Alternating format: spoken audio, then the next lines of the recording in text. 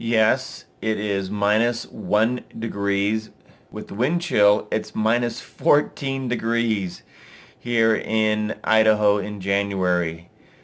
It's been cold for a long time, but just because it's cold doesn't mean you can't cook outside and have a great meal. So I went downstairs to our food pantry, grabbed our 2 solar ovens, put one over each shoulder, brought them outside, and I'm going to set them up. What I typically like to do, and what I wanted to show you and do a little test here, is I set up my solar ovens outside as I'm getting them meal prepared. That's what I've done here with our 2 ovens, but I wanted to see how well they preheat, one with the reflectors on and one without the reflectors. I'm going to go inside, get my hands warm, and start making lunch. One thing I want to mention is that when we use our dehydrated foods from our food storage, I always like to add fresh vegetables. It beefs up the meal, makes it go further, and it just makes it taste great. By the way, these graniteware pots came with our solar ovens when we bought them several years ago, and it's interesting, we still have the labels on them. I went to pull the labels off on one of them on the left, and I thought, if we've had them on there for so many years, might as well just leave them on there. But they are great to cook in. We use all kinds of glassware, cookie sheets, cake pans in our solar ovens, so you don't need to use the graniteware, but they do absorb heat and cook very, very well because they're dark and lightweight. Well, I don't know if you can hear the wind blowing, but it's pretty cold out here. And we want to check the temperatures in here. You can see that this is right about 220 degrees, which is how I determine whether I want to use the reflectors or not. The oven without the reflectors is about 180 degrees. So I'm deciding not to use the one without the reflectors. This is a good example of when it's appropriate to use the reflectors. Now, both of them may cook just fine, but 180 degrees is a little bit low for me. I like the 220 degree minimum as a preheat. If I can hit the 220 degrees without the reflectors, which I typically do, in a day that isn't below zero, then I'll cook without the reflectors. But today, we're going to use the reflectors here in this cold winter weather.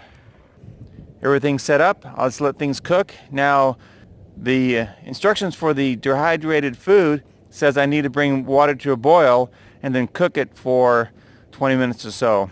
Obviously, I'm not going to be doing that. This is a great experiment to see if you can cook dehydrated meals without needing to bring water to a boil, which takes a lot of energy. Here we're doing it energy-free.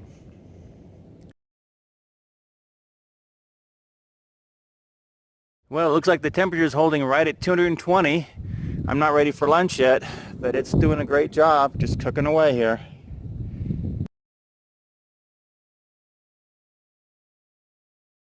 Well, it's 4 o'clock. I've completely missed lunch. I've been working in the greenhouse, as you know, and I came out here to go let my sister's dogs out and found that the solar oven is sitting in the shadow of the solar panels.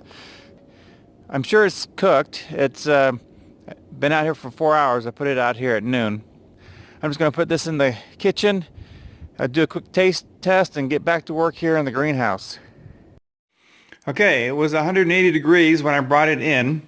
These are nice and warm. Boy, these feel good on my hands. It's so cold outside. Let's take this off and do a little taste test here. Looks great. We got some beans. Looks like some carrots. Let's see if we can get some sweet potatoes here too. There we go. I want to see if the beans are done.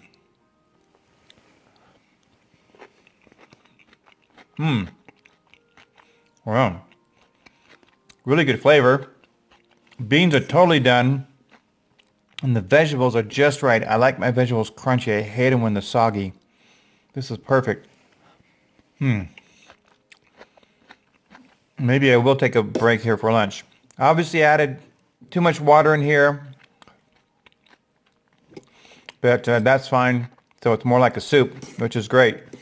These cold days, soup is a good idea. I don't want to sit here and eat in front of you, but 2 thumbs up on the mango habanero chili and on the Solavore for cooking it outside when it was 30 degrees below freezing. So if you want to get more information on the Solavore and the latest pricing, check my links below. This is LDS Prepper reminding you, if you are prepared, you're going to eat well, even when it's freezing cold outside.